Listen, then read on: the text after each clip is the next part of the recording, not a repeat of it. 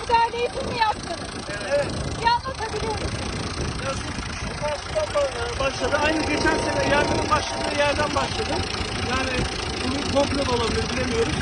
İşte görmez hemen tankerlerimizi sürekli doldurduk. Kaç defa taşıdınız? Yani bu 5 mi oldu 6 mı oldu bilmiyoruz. Su geçirmeye mi gidiyorsunuz? Yok suyumuz var şu an. Diğer tarafa gidiyoruz. Burayı söndürdük diğer tarafa gidiyoruz. Kolay gelsin. Sağ olun.